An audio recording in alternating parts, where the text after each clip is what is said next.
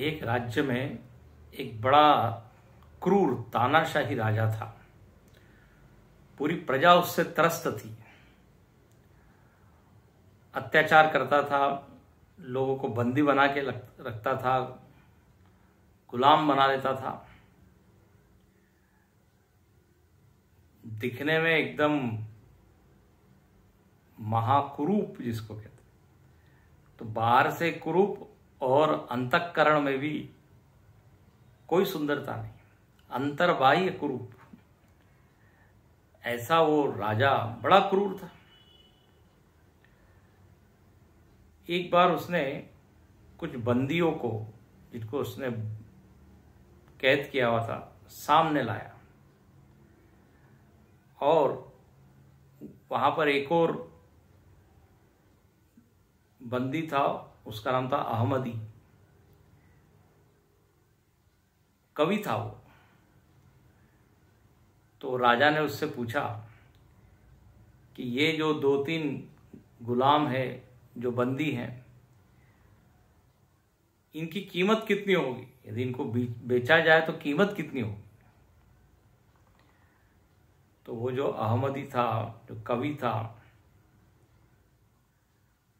उसने कहा कि महाराज 400 अशर्फियां इनकी होगी। इनकी कीमत 400 अशर्फी, एक एक गुलाम की। राजा ने कहा, तुम कवि हो, हमने सुना है कि कवि लोग पारखी होते हैं, सही कीमत जानते हैं वस्तुओं की, व्यक्तियों की। यदि तुम इनकी कीमत बता रहे हो 400 अशर्फी, मतलब मेरी कितनी कीमत होगी बताओ। बड़ा घमंड से, गर्व से, थोड़ा हंसी के मूड में, मुझको यदि बेचा जाए तो मेरी कितनी कीमत? तो वो कवि ने कहा, आपकी कीमत होगी केवल 20 अशर्फी। बोले इनकी 400 अशर्फी और मेरी कीमत केवल 20 अशर्फी, ये कैसे? और वो कहने लगा कि ये जो मैंने वेश धारण किया हुआ है, इसी की कीमत होगी 20 अशर्फी। जो कोट इत्यादि पहना हुआ है, इसी की कीमत है। तो वो कवि ने कहा, महाराज मैंने वही कीमत लगाई है। तो राजा बड़ा नाराज हुआ। इसका मतलब क्या मेरी कोई कीमत नहीं? मेरी कीमत शून्य है? कवि ने कहा, महाराज बुरा मत मानिए, लेकिन ये सही है। जिसके जीवन में कोई दया नहीं है, कृपा नहीं है, प्रेम नहीं है, ऐसे व्यक्ति की क्या कीमत होगी? व्यक्ति के व्यक्तित्व में वजन आता है गुणों से। जिसके जीवन में दुर्गुण हो, हिंसा हो, उसका जीवन तो बड़ा हल्का होता है। कवि ने ऐसा उत्तर दिया है, वो राजा शॉक्ड रह गया, कुछ बोल नहीं पाया। अब वो उसको दंड भी नहीं दे सकता ज्यादा, नहीं तो वही बात सिद्ध हो जाएगी जो वो कवि कह रहा है। वो राजा ने बोल दिया कि ये कवि लगता है क्या है, पागल है। पागल कह के उसको रिहा कर दिया, छोड़ दिया। इस कथा का भाव क्या है कि वेश के द्वारा व्यक्ति की कीमत नहीं होती है।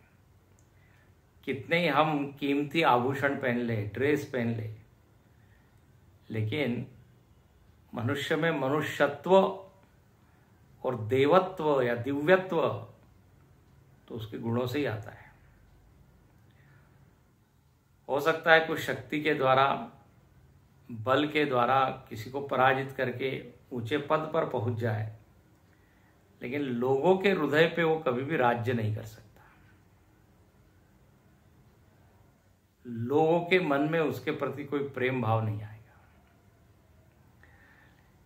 इसलिए भाव यह है कि हम अपने व्यक्तित्व को गुणों से सजाएं।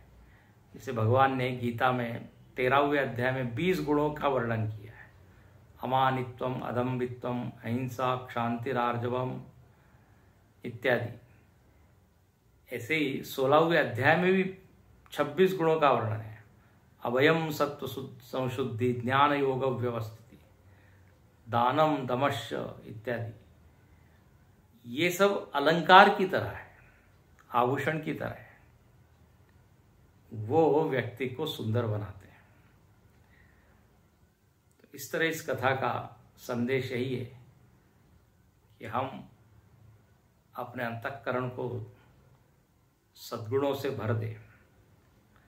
जैसे कोई बगीचा होता है तो उसमें अलग अलग फूल होते हैं, तो उसमें अलग अलग सुगंध होती है, अलग अलग उसका आकार होता है, और उस उपवन को देखकर ही मन प्रसन्न हो जाता है। ऐसे ही हमारा अंतःकरण सुंदर गुणों के द्वारा अलंकृत हो जाए।